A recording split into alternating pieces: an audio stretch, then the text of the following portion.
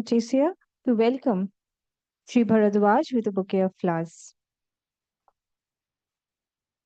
Welcome and thank you so much for accepting this invite. Pleasure.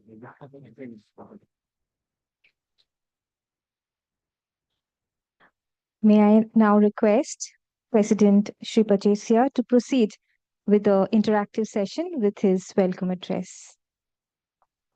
Thank you, Shri Rohit Bhardwaj, my colleagues in the committee, members of the chamber, guests and friends.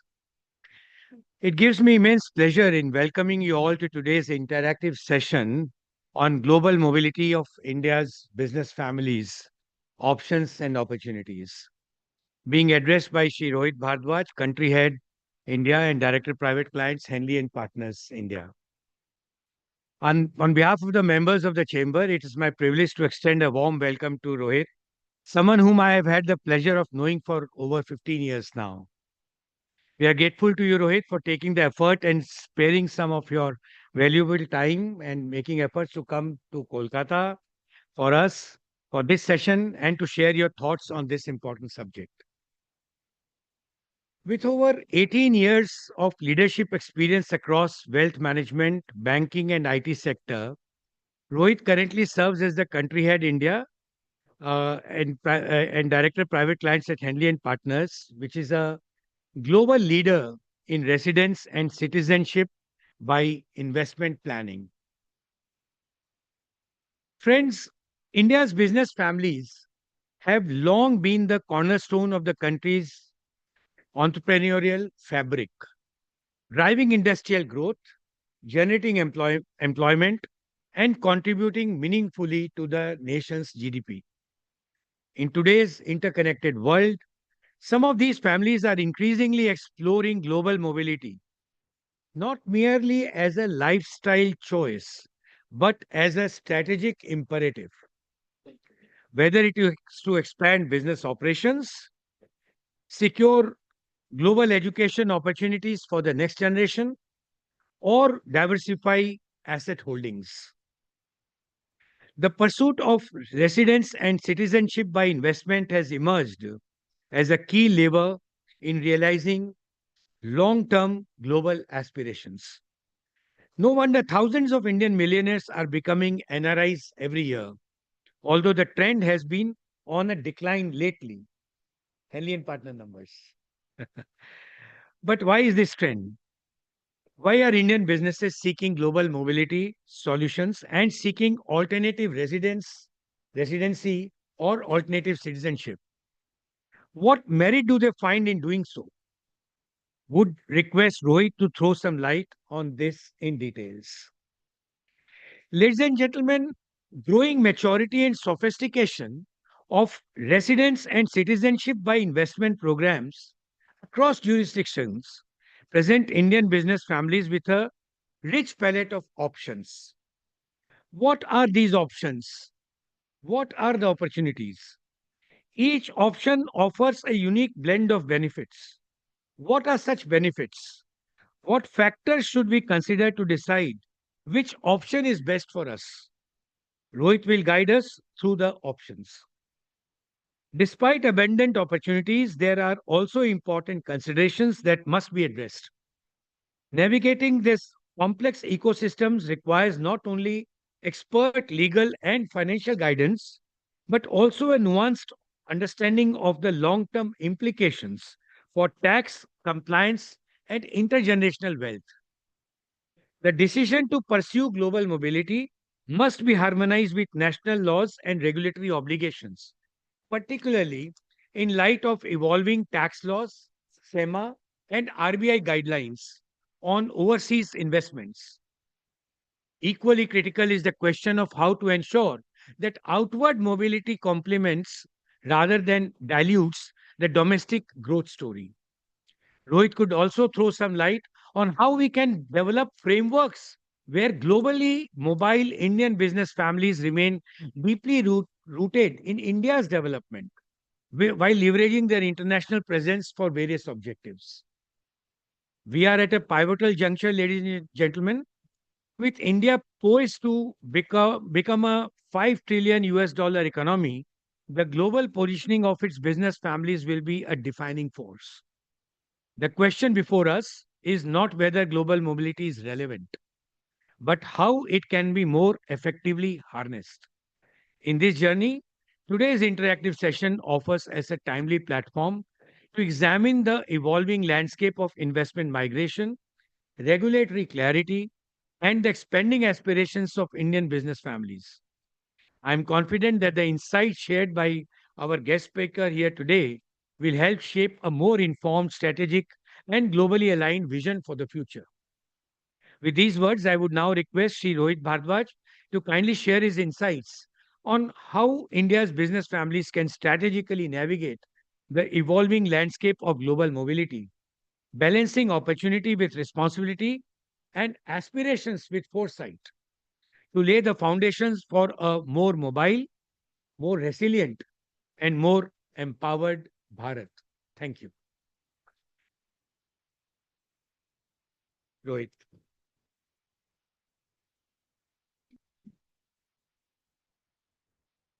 Hello. Hello. Well, thank you so much for a great start and viewpoint. I think, first of all, I would like to thank Mr. Pachesia for inviting me here. And among such esteemed members of Bharat Chamber of Commerce. But I think on the lighter note, you have actually summed up my presentation, so we can go ahead with the coffee straight away. Right. Okay. So thank you so much. So, the world, what we see right now, as you're witnessing, vulnerability, uncertainty is now a very known given fact, right? He mentioned about resilience. So a lot of families who come to us for their second generation, or where we're seeing a lot of unlocking of business values or the quantum of wealth creation, which we are seeing actually just the starting in India. Uh, People are using global mobility or options and flexibility as a resilience planning tool to hedge against a sovereign risk. But before that, let me start the kind of a conversation or a presentation with who we are as a firm. Uh, yeah. So Henley and Partners, we are a Swiss business. We've been in the existence now for more than 25 years plus. Our main, as a company, we're into investment migration, which essentially means residence by investment and advice and citizenship by investment solutions globally. Uh, we have two part of our business verticals. One is a private client practice, and the other one is a government advisory practice. So under private client practice, we advise on more than 40 such kind of optionalities, global, which is mix of citizenship and residency by investment solutions to all different type of Indian business owners who are investors, second generation, CXOs, professionals. When I do sessions in Bangalore, I always use the paper wealth, which is much more common in what we're seeing in the tech and the startup ecosystem. So that's the private client practice. The other crucial aspect of our business is the government advisory practice. So we are the only largest government concessionaire in the world. What that means is we ourselves have been mandated by different governments to design such frameworks for the government, and even also being mandated to promote such kind of optionality globally.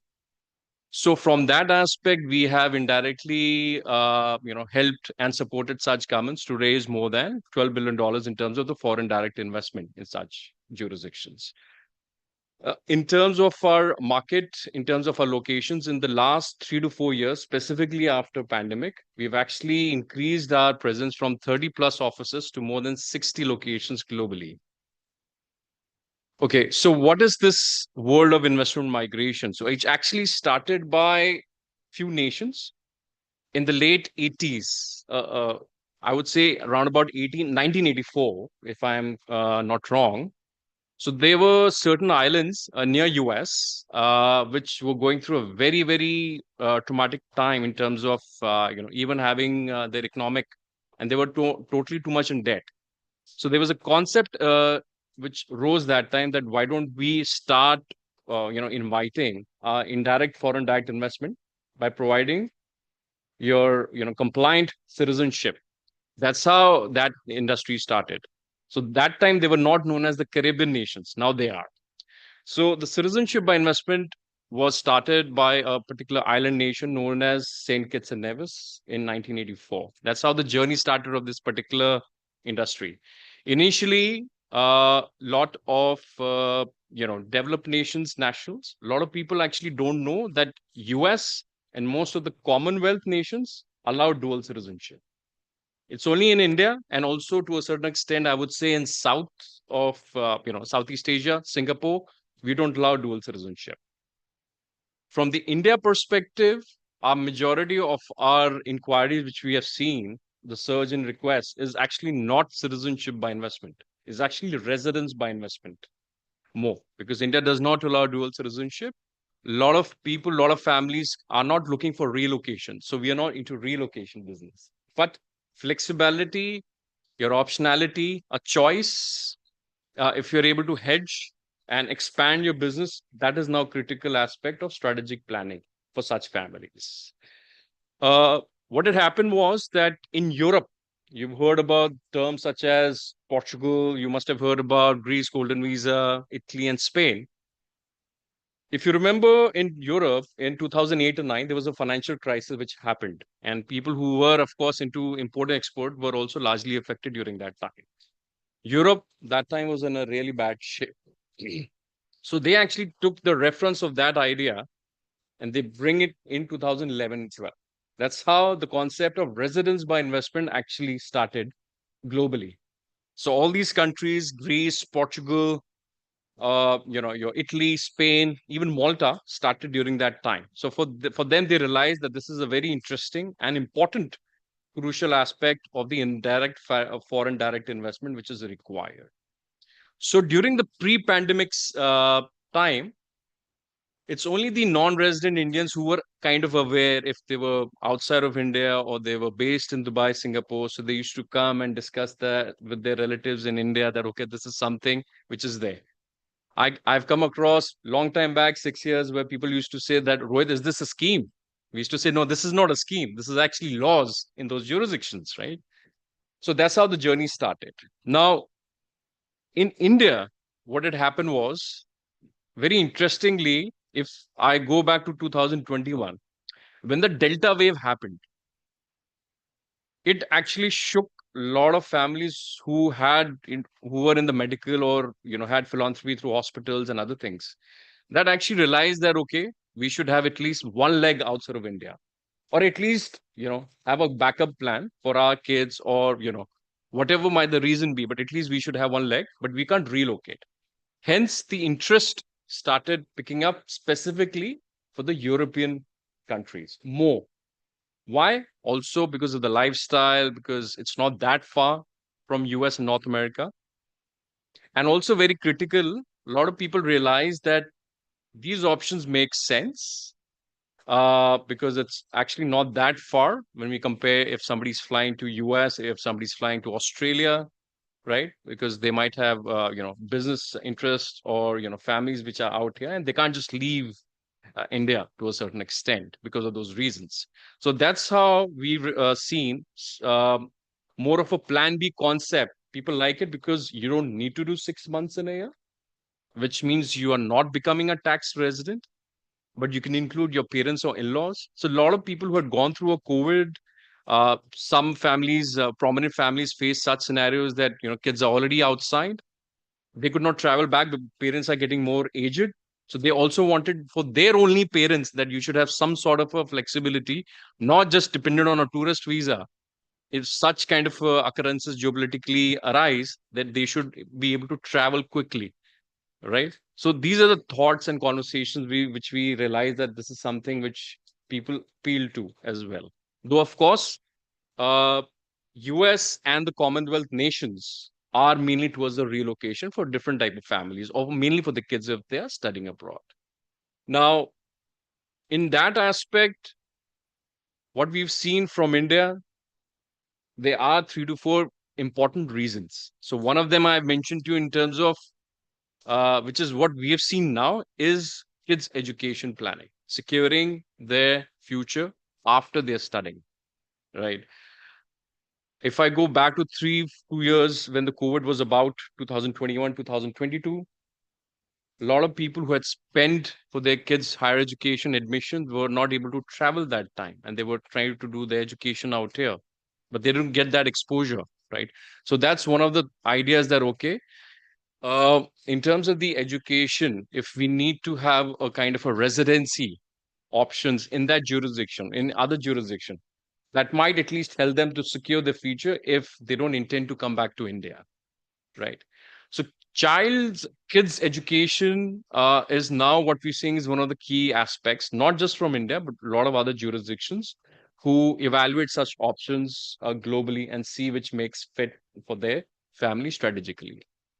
Second, I would say is in generally from business owners, when the COVID happened, opening up, there were a lot of families who have gone through a lot of business losses and then they have recuperated in last year or two. They realized that we want to expand our business, but getting a visa and traveling is a big pain sometimes from India, right? So they realized that, okay, Rohit, for example, in Greece, the investment is 250,000 euros. I mean, I tell people in Bombay that you don't get anything in Dharavi also for 250,000 euros. I'm from Gurgaon, though it keeps on flooding, in rains, but you look at the amount of the value, right? So 250,000, say, okay, Rohit, I get an ROI. At least I have a plan B. I can include my parents or in-laws. Of course, they're not never going to leave India, but at least when we go for our family vacations, or I need to go meet my buyers, suppliers, I need to attend conferences, I can do that on time and build my business network in the jurisdictions. So that's another thing which we have seen is that, it's very critical. And specifically in such family businesses where if they're having two kids, so they are aspiring to at least one child expand the international expansion, right? And the other, the kin, manages the whole domestic side. So a lot of families are also looking in such a way that next 10 years they want to expand it very quickly. Mobility is not an option of just a convenience. I always say domicile diversification is now becoming an asset class, right? So I come from a private banking experience. So when you're diversifying your assets, your wealth creation, mobility is also now becoming very critical, and this is what a lot of Indian families are realizing. For a lot of people in the other jurisdictions, such as US and other jurisdictions, which is allowed dual citizenship, this is something which is given, and specifically what we're seeing right now from the US after the change of administration. So apart from the education, apart from the mobility for expansion of the business, the third key reason is that if someone is going through a journey of setting up a single family office or a wealth creation or unlocking a business value, they might be guided with their tax lawyers, they are guided with their chartered accountants. So we come into the picture, key, what is the appropriate jurisdictions to achieve the tax efficiency or the cost efficiency in the long term in that aspect. Though it's not in a bigger way, but of course, that is one of the key reasons. Also, if somebody is on the pathway of becoming a non-resident Indian. So such kind of requirements do come to us, from family offices or from the wealth managers who are managing or who have a mandate to, structure or wealth structuring aspects in such scenario. And of course, two things which I remember when I have studied in UK used to be quality of life and security, right? But in our time when I studied, I'm not that old, I'm just around 40, but we never had an option or we had to come back to join our businesses or to be in India to help our next or parents.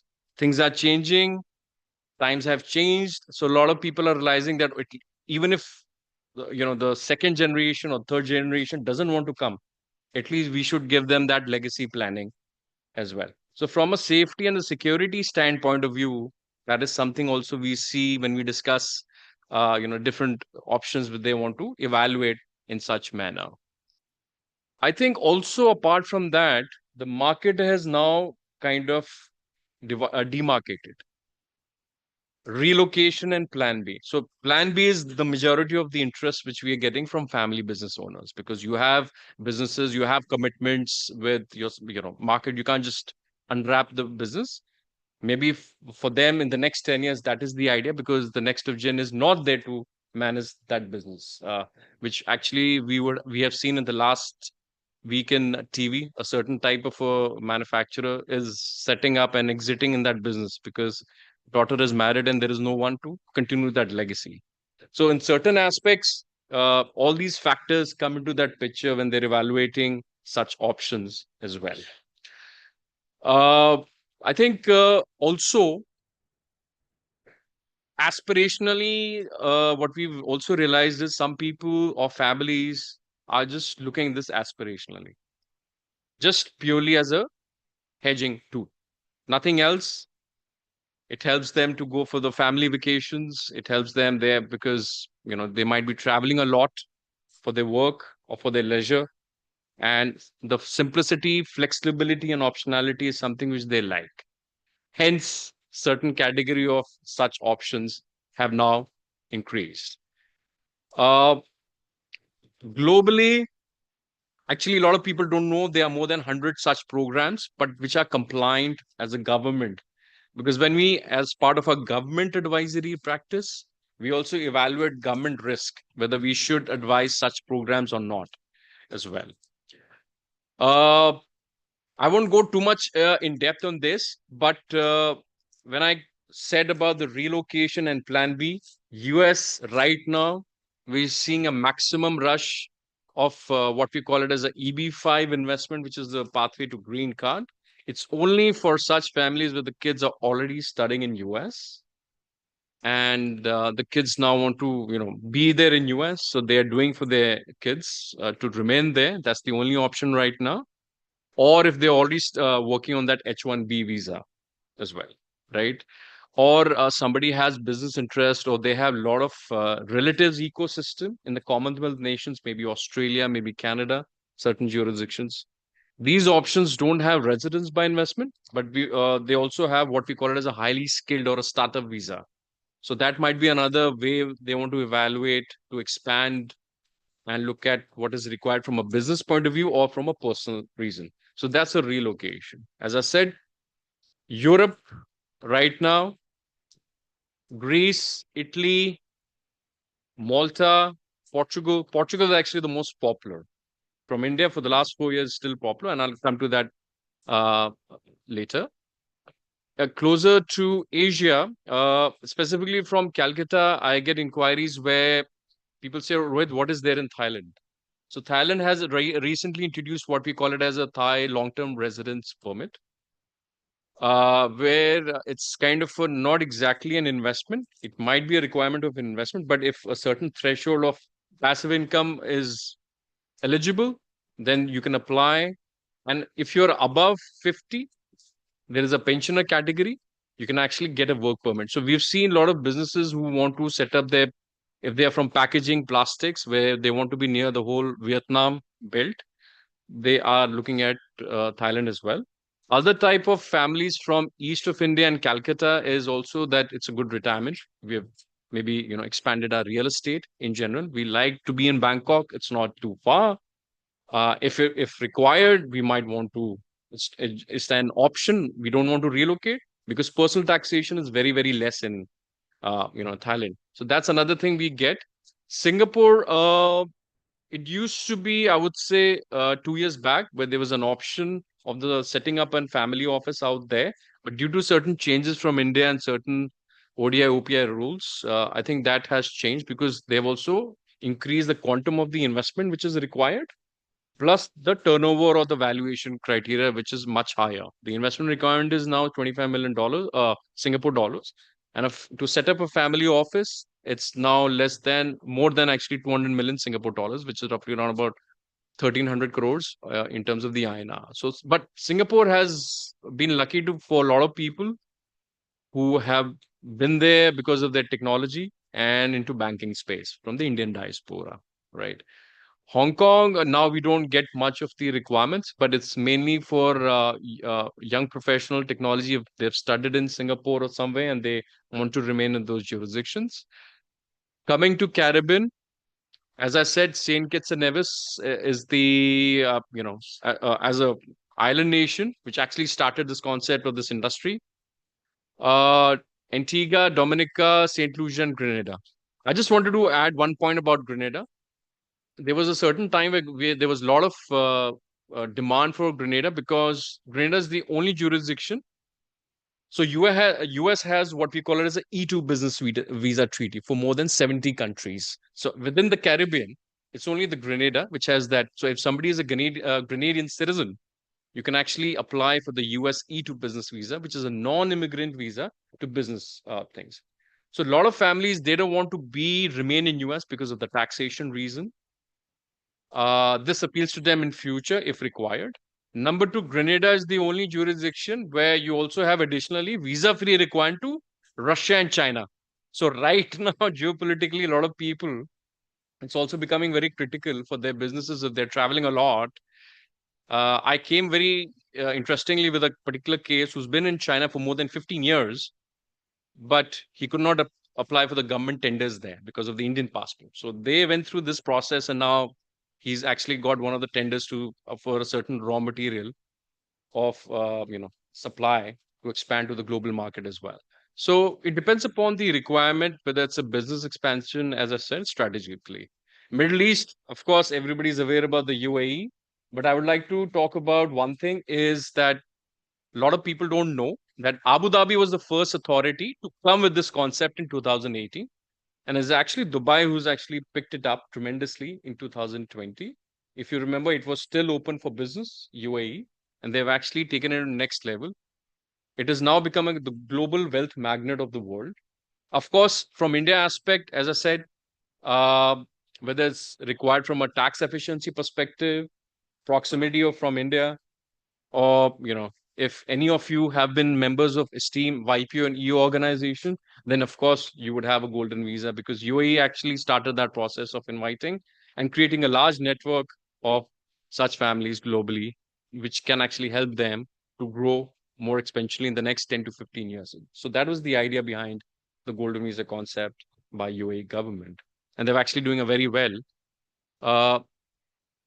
In terms of the Henley, as a company, we have done a lot of thought leadership. So we publish Henley Passport Index. I'm not too sure if anyone has heard about Henley Passport Index. So we are the only authoritative ranking of passports. We release this report every quarter. So whenever you type Henley Passport Index, you'll find all our reports being talked about in money control for every part of the publication all over the world. We also publish what we call it as a private wealth migration, which caters to a certain segment where it highlights the relocation of the millionaire. So we call it the millionaire migration report actually globally. So that's a segment which we also cater to, which I'll just show you a very interesting highlight as well. But key questions, which is actually the most popular residence and citizenship in India? It is actually, if it's a plan B, second home, it's Portugal and Greece and Latvia. Why are these programs, as I said, A, you can include your kids below and also above 18. Number one, you can include parents and in-laws.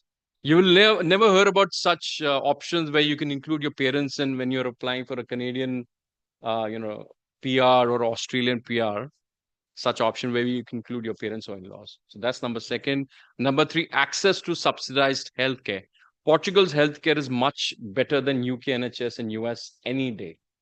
And the fact how it reflects is that in our business in US, we have now opened 7th office in US for the outbound. So the American citizens are not relocating because since it allows dual citizenship, Portugal has become very, very popular.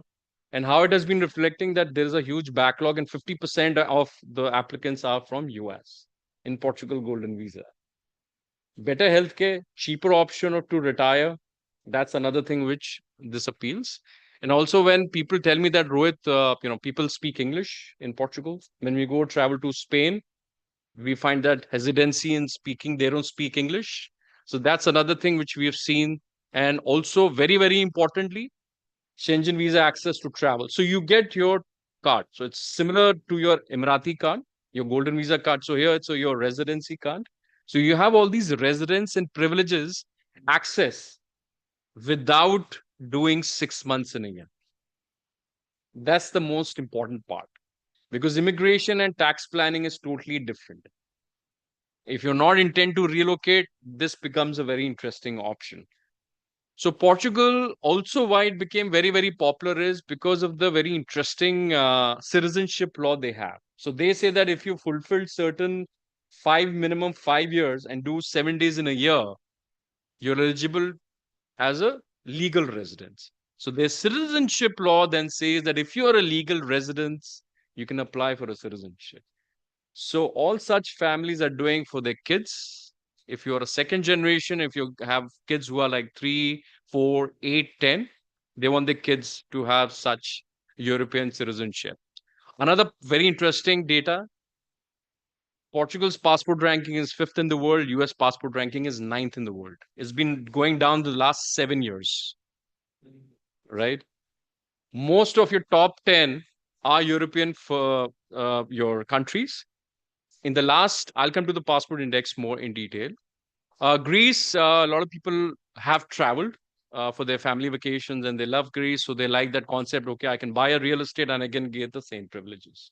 Minimum investment, they have added certain categories. Italy is more towards the investor visa category. It's not technically a golden visa, but we come across specific requirements if somebody has the business or they're acquiring a business in Italy. This is something where they only focus on Italy as well. Malta is actually the gaming capital or the yachting capital of the world as well. It's the only country after Ireland, which is the English-speaking nation in EU, because a lot of people don't know Malta was part of UK till 1954. They have a lot of established, banking, and it's very interestingly cost efficient if you want to set up a company to cater to your European and UK buyers. So a lot of people want that access from that perspective to Malta. So to sum it up, Europe, if the end objective is citizenship for their kids, they only look at Portugal. But if it's lifestyle, business, mobility, then it's other jurisdiction which makes sense for them looking at the investment requirement. The Caribbean is more for the non-resident Indian market. If they've been outside of India for more than 5 to 10 years, they realize that this is something which we need to do. And to that extent, what we are also seeing is that they're doing plan B and plan C. So they're doing either a Portugal, Greece plus a Caribbean citizenship or any other, whatever is the program which is there viable, doing that together for business and for personal reasons as well. Now, in terms of the relocation, as I said, US EB5 for certain reasons. I haven't come across any promoter business who want to shift to US. Now, it might have been 20 years, 25 years back for some reason, but not anymore, because it's only US and a country in Africa which is known as Eritrea. These two countries actually are the only officially which charge their citizens on a global taxation basis. Europe does not do. None of the other jurisdictions. It's just that, okay, if you do more than 183 days, then you are a tax resident, otherwise not. So that's why the popularity of the Europe programs created in such. But Australia and Canada are going through a different aspect. They want highly skilled. So they have startup visa. In Australia, they have national innovation visa.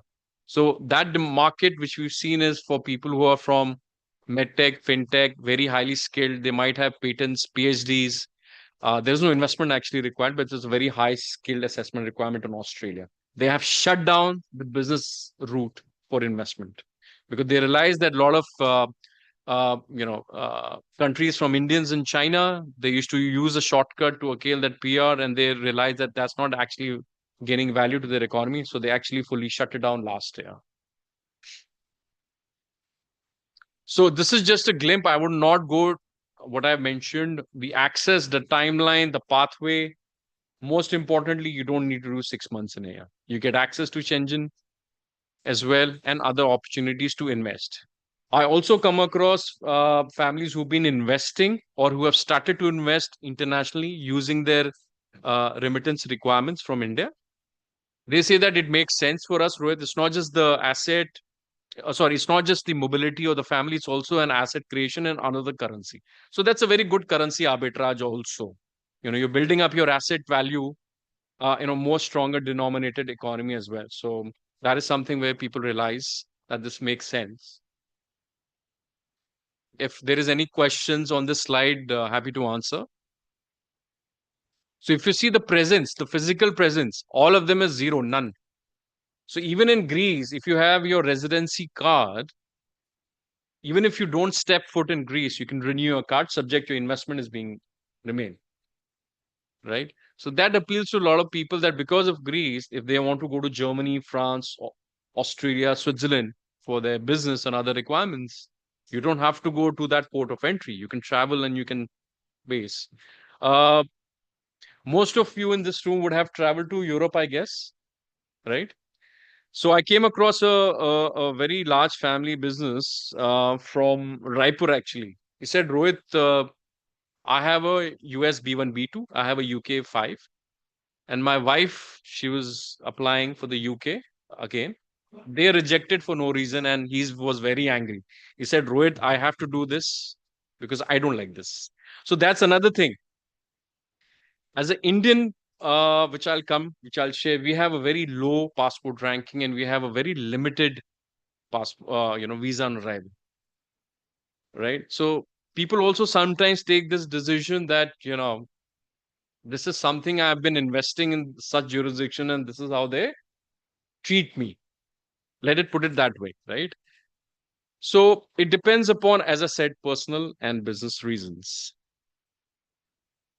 Caribbean, I will not talk much about it, but it's mainly for people who have been in NRIs who understand the mobility. This is the true sense.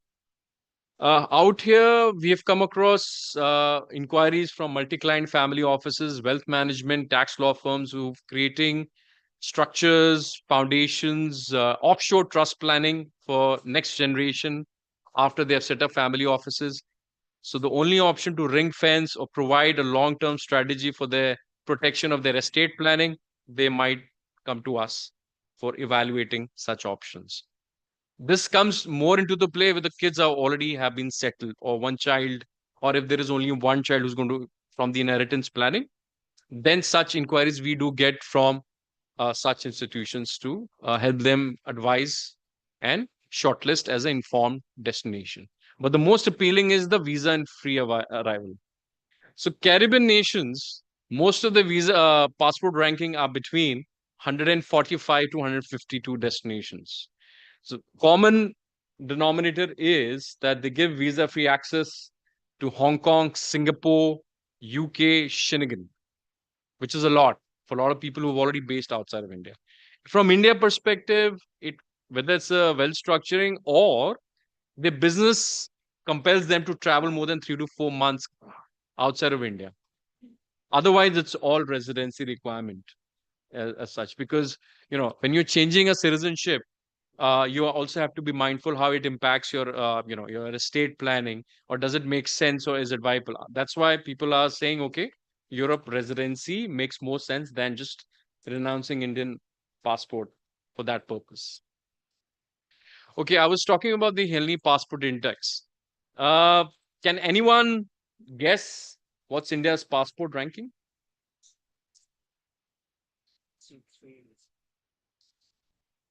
So as per current, it's 86th ranked.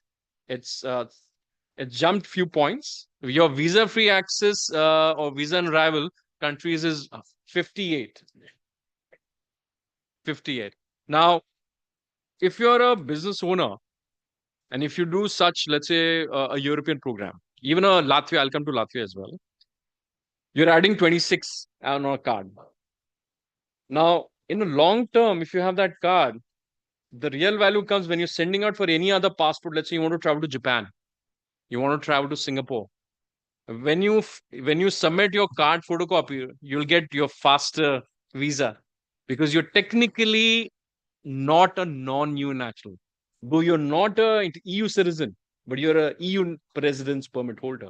That helps you to secure, get your visas in actually time. And this is actually a fact. You want to travel to other jurisdictions in Africa, in other jurisdictions, this actually helps a lot as well, right? This is one of our last quarter when it was 79th.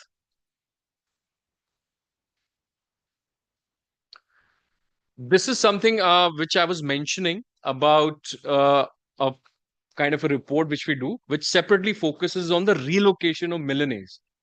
Where are they relocating? Where are they? What is the inflow and where is the outflow? This year, the largest outflow of millionaires is from UK because there was a non-domicile taxation, non-dom we call it. They have removed it, and there has been a such outflow in flex physical of such millionaires. So they're either relocating to Dubai, Monaco, Switzerland as well, right?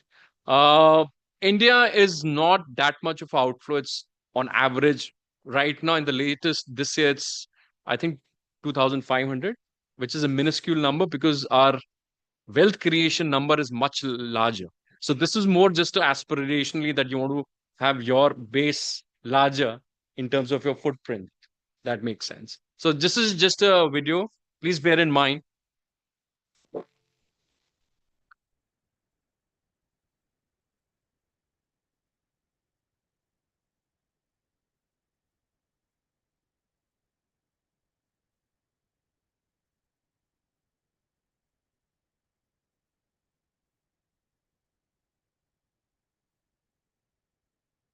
2013, there was just physical 51. Then it obviously reduced before COVID, and the quantum has now more than 35%.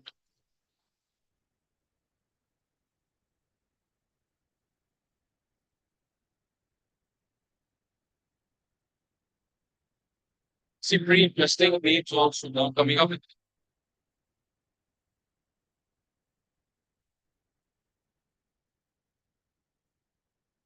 These are the countries with the outflow is the surprise.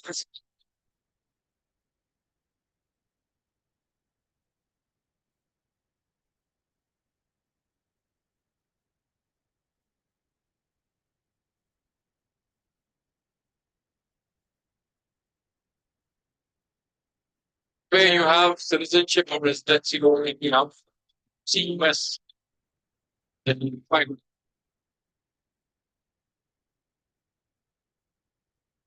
So when we had a financial crisis in 2008-9, the cash component helped us that we were not attuned to the global market, right? So now we are very much in tune, so much ingrained in terms of the global market that people realize that domicile diversification eventually will become as a necessity asset class. So how you diversify your business interest, how you diversify your investment aspect.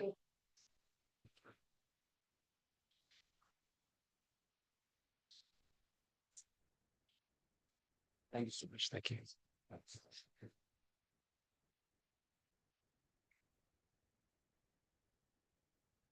So I didn't want to extend too much of a. This was purely a knowledge lesson in such a way where if you have any questions, happy to answer them. So very informative, ladies and gentlemen. A big hand for Rohit Bhardwaj. Thank you.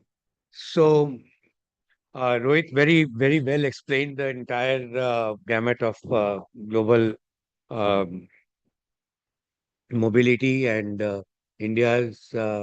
Yes, UK was a big surprise actually.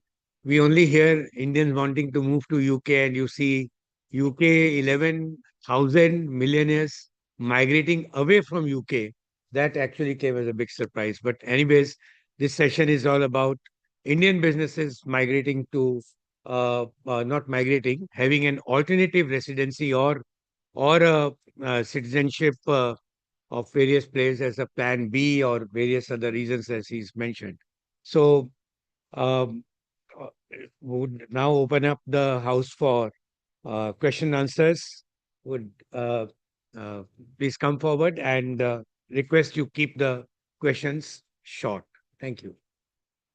I love long questions also. Yes, please, Mike, over there. About 10 years ago, we had a serious crisis in Greece. And during the course of your conversation, you had a lot of good points about Greece. Even now, in our business, when we export to Greece, we don't get letter of credits. We have to do cash against documents. They say that banks cannot open LCs from Greece. In your recommendations, do you think Greece is a safe country for euro and dollar assets? Like some of the countries, like Spain, though Portugal is also very low on financial reserves, but many of these countries, do you think they are extremely safe on holding multi-million dollar assets? Thank you. Right. That's a great question. So, first of all, it's not about starting the exposure as multi-billion or multi-million, because the starting point where people realizes to get an entry point in terms of the mobility requirement. Now, interestingly, when COVID happened, because people who have invested and have such golden visas, when COVID happened, a lot of people realized, thought that you know their values of the real estate would actually go drastically down, right? But that didn't happen. Only a little fraction of a rental yield went down. So that was the first testament of the such requirements. The investment requirement is only 250,000 euros to start with, actually, in Greece. So it's not specifically related to Greece. Maybe you have business interests, but the idea is to get more kind of exposure, because if you actually, you would know that corporate banking requirements to open an EU is more difficult than in UAE, for example. So that's a stepping stone where people say that they want to set up a company or they have business interest in Germany and maybe other jurisdiction. But through these programs, right? First stepping stone is the mobility issues which gets solved. Second is then, okay, which makes sense to expand the business other jurisdictions because of that access which they have done it.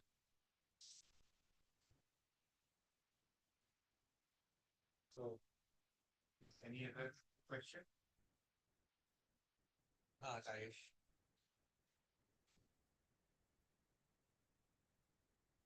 The minimum investment amount that you had mentioned in few countries about this real estate, what are the likely chances of getting that amount being enough to buy a property in the large cities of those respective countries, or these like fringe places or the outside of the main cities? Okay. So two aspects: when somebody is really genuinely looking as purely as a second home and they want to put it on a Airbnb rentals and other things, then the budget can be anything. But some people strategize that, okay, Rohit, from a low entry point, because I want this, golden visa for the residence by investment option.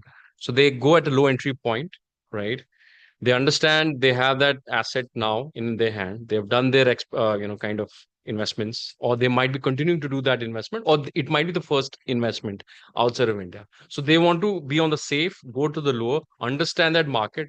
3-4 years down the line, they might want to for some requirement of liquidity, or they want to continue to diverse another jurisdiction, or maybe in that country, right? That is the time they realize that we really now want to use a new property as a more of a second home where we might travel, because we've also coming across a certain segment where it's also related to retirement planning. Do they like that jurisdiction, right? So Europe, when you talk about certain these programs, they have warmer climate. So a lot of people realize that we need for our health certain warm climate, but there are certain other people who want a colder climate. So that's how they plan. So because the thresholds are not high, all these investments which I've talked about, they start with 250,000 or above €500,000. So, yeah. When you say in-laws, is it only parents in-laws? Like father-in-law and mother-in-law, or it is like brother, sister-in-laws? No, siblings are not allowed. In Caribbean, siblings are allowed, right? So, interestingly, we had a very large family which was divesting their assets. It was heavily into joint businesses. And it took them 2-3 years because their strategy was to achieve one family who wanted to control it was decided as a family settlement.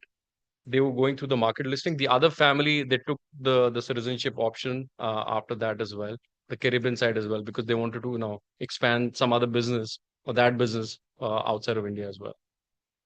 So wonderful. So before other people think about a question, let me ask you. You left one country unsaid. You said I'll speak about Latvia. Oh yes. And my interest looks like, because that was the cheapest option on the screen, actually. Doable, achievable, and yet only 100 people have gone there till now. So I just Yeah. thought this could No, be but that's just a relocation number. yeah. The people who are already applying for that has now become, because it's the only affordable option in the EU. So we call it a company option as per their law. In fact, a lot of people don't know that Latvia was the first country to come with this residence by investment in 2010, before Greece, Portugal, Spain, Malta came into the picture. So there is a what we call it as a company option, where you have to invest 50,000 euros in an existing Latvian SME company. It cannot be a listed company, but you are, if you're a main applicant, then you're becoming a Class B shareholder. You don't have any rights to the assets and liabilities, neither you intend to have it. But that's just the kind of a affordable route, where maybe you feel that, okay, I don't like a real estate as an asset, or I've burned my hands in real estate. I don't want to park X amount, certain things, right? So they say that, okay, Rohit, what is the most affordable? So that's the only affordable below 1 CR, right? So what do you get as a residency? Same for right to live, work, and study, zero stay requirement, and a Schengen visa access. So for some people, if that appeals, that is one. Secondly, it is being an Upper Baltic, country. IT is very big there. It's one of the cheapest IT labor, by the way, like Estonia. So Estonia, Lithuania, and Latvia, they're Upper Baltic. They're not technically fully Eastern European country. Latvia is very much part of EU since 2024, and this passport is now, in this current, is 9th ranked passport in the world. Latvia. It's a very small country. India also has a free trade agreement with Latvia, also small. We also we have actually sent more than 2,100 students for medical education, because when we had the Ukraine crisis, people who had wanted to send their kids abroad for their medical education, so Latvia also picked up. Apart from that, Latvia, because of the proximity to the Scandinavian countries, it's just 1 hour in flight from Latvia. It's also a big kind of a space for warehousing and logistics outside of the capital city, because nothing is produced in Scandinavian countries except oil. So everything has to be imported from the main Germany, France, and all the other jurisdictions. Food, fisheries, equipments, electronics, everything, right? Upper Baltic, they have the unique ports. So everything, they are actually dependent. So Latvia has one of the unique ports where it's all about warehousing and logistics expansion in the Europe bit also. It's very close to Latvia is Estonia, which is just a short ferry ride from Helsinki, Finland. Yeah. So that's the sort of proximity we are talking about here. Yeah. Yeah. Any other question, please? Yeah. Haji. Can you throw some light on if people invest in any country, how easy or difficult it is to get the money back if I want to get my money back? No, so when you're investing in a real estate, you're owning an asset there. But after some time, my asset might be doubled and I want to get my money back here. So that is the repatriation aspect separately. The first thing, let's say, if you want to continue, that's your individual choice, right? So Yeah. at the end of the day, so let's say for some reason you want that liquidity back. So that's why we always tell people that please speak to your FEMA or tax lawyer first to understand, structure it. Because even if the 250,000 euro, if you don't have an international bank account, you have to, the only viable way to invest is March and April, 2 financial years. No, So it's what not- he's saying is a very relevant question actually. जब हम पैसा बाहर लेके जाते हैं तो पहला ये भी है कि वापस लाने का भी हमें रास्ता मालूम रहना चाहिए. So repatriation. Yes, that's what I'm so saying. repatriation में how easy or difficult it is to repatriate money first, outbound money from that country, and then inbound money into Why our I'm country. asking Sir, is from- this Yeah. because we have offices in 38 countries, Hmm. business in 38 countries in 5 continents. We are facing a lot of issues because RBI keeps on changing the rules, the World Bank keep on changing rule. Yeah. So getting the money out, even the profits into India or into my Hong Kong or Singapore from where I'm operating, it's too difficult, becoming too difficult. So we are very scared to invest in other countries. So this is where the distinction is. You have to do from your personal account all these investments. That comes under LRS. So business doesn't come under the LRS, your profits and business aspect. So the repatriation distinction or definition for the individual is So different. repatriation for my personal account is much easier than the business account. Yeah, yeah. Okay. This is what we've observed, because if somebody wants to require for the businesses or for some other kind of emergency, right? First is what, how long you're going to, sell your asset and repatriate. So individual is little different in terms of repatriation law. As I said, that is something your, FEMA lawyer or tax lawyer would guide you much better. For example, that's what was there in my address also in the beginning. But suppose somebody is, have you examples of any of these countries having created difficulty for people to take back money from there? I mean, whatever property you've invested, you disinvest, take back the money back to the country. One, I'm sure there must be very few such cases who are wanting to do that. But have you seen any difficulties being faced by them? Not as such, because at the end of the day, you're also as a normal real estate investor if you've gone through that route, or you have a fund investment. So in Portugal, you have a fund investment. So as a normal investor or international investor, because a lot of people also invest not for the golden visa as well. People who've already been outside of India, they normally invest in jurisdiction, and it's a similar how you do want to transact your buying and sell, whether it's for the valuation which has been created or the increase in your asset value, the same process. So we haven't come across such situations. And are you also helping the people staying in countries like US, Canada, Mm. the last say 40 years? Mm. Now they are old, don't have children, no children, settled somewhere else. They want to come back to India. No, we don't help it, but we connect with the certain law firms which basically do that. Okay. We call it reverse migration. Yeah. Also, separately, just wanted to add a comment. In terms of the retirement planning, because in North America, your medical is not that great. US has a different healthcare issue. In Canada, you don't get doctors, right?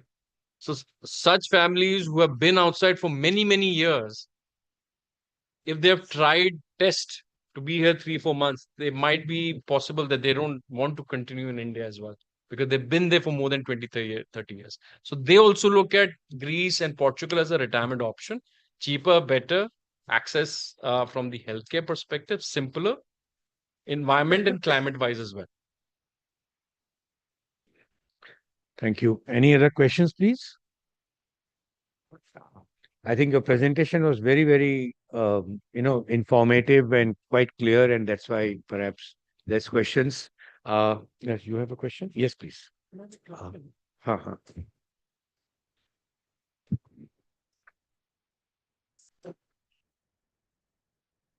First of all, I'm very sorry for being late. And Mr. Bharadwaj, since I didn't hear you, so my questions may be a little ignorant. And there is a trend nowadays particularly in the Indian business families, either to shift to other countries or to open their offices there, or even to go for some kind of citizenship. And as you know, in most of the countries, citizenship is normally on sale. You put in this kind of money and you will get the citizenship. It is happening in many countries. And many Indians are going. India is developing and developing very fast. People say that why people, even the World Bank says that we are going to become a $5 trillion US economy. Market is here. There's a huge market here. So why anybody is thinking of going abroad, going to other countries? Even we have opened an office in Dubai. What for? Why? So what is the reason? At one time, I think one of the reasons was income tax liabilities and all that. In some countries, you don't have that kind of income tax which we have here. But nowadays, the market is here, and still people are thinking of going to other countries. Why? So that's a good question. So let me answer. First, we are not into relocation. lot of people who do citizenship. Okay, so there's a big difference between citizenship and residencies. Globally, you mentioned about the term, which we don't look at in that aspect, which is citizenship for sale. But the thing is, Indian domiciled families do residency. So, as an Indian passport holder, you can actually have multiple residency. You might have a European, your EU golden visa, your Dubai golden visa, and other aspects. But you're not doing this for a relocation because you don't need to do 6 months in a year. So you don't need to wrap up your business. So that's why the demand for the Europe side picked up. What is citizenship? We are Indian passport holders, so we are Indian citizens.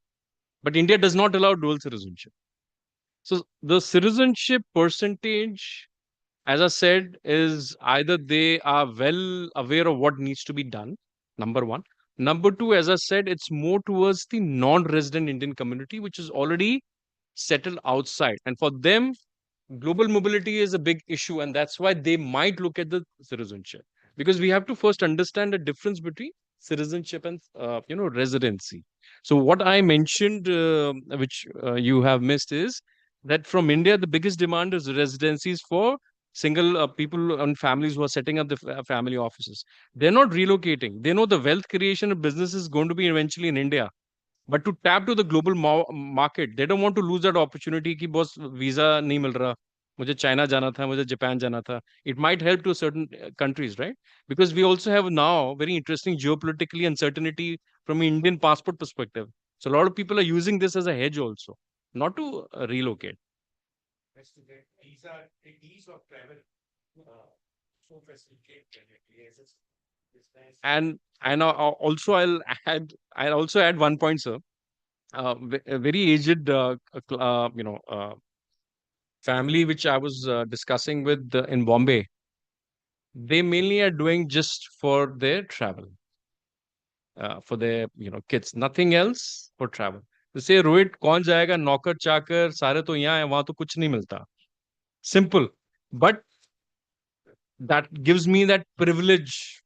He used the word privilege, ki boss, at least I can get other visas very quickly on time as well. So everybody actually, it's more personal and reason why they might want to evaluate for their families and kids. Yeah. I hope I've answered your question. Yeah. Thank you. One last opportunity for any question, please. Thank you. Over to you, Rani. Thank you, sir.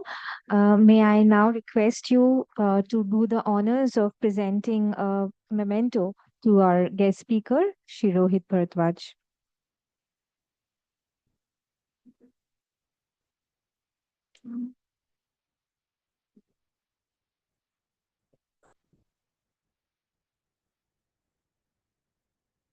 Thank you, sir. We will close today's interactive session with a vote of thanks. I would request Sri Vikram Tatia, member of the committee, Bharat Chamber of Commerce, to propose a vote of thanks. Thank you. Thank you, Shri Bharadwaj, President Nareshji, members of the chamber, guests and friends. Very hearty vote of thanks to our guest speaker, Shri Rohit Bharadwaj, Country Head India and Director, Private Clients, Henley and Partners, for his valuable insights that have helped us to understand the intricacies of global mobility, not as an abstract aspiration, but as a strategic tool for diversification, opportunity, and long-term planning for business families. Today's discussion has been very knowledgeable. I'm sure many of us before coming, we didn't know that countries like Portugal, Malta, Italy, and Greece were, high on the list of people looking for alternate residences. So thank you so much, Shri Rohitji. I would also like to thank the members of the chamber and our guests for making it convenient to attend today's session. With these words, I would request all of you to join me in carrying a very hearty vote of thanks to our guest speaker, Shri Rohit Bharadwaj, with an appreciative acclamation. Thank you so much.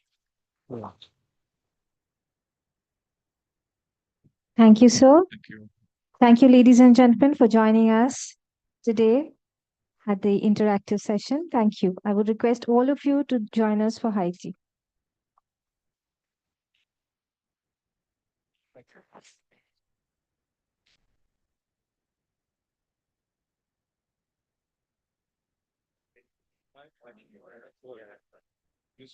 Only thing is that we couldn't get it. It's on the upper state. Fruits.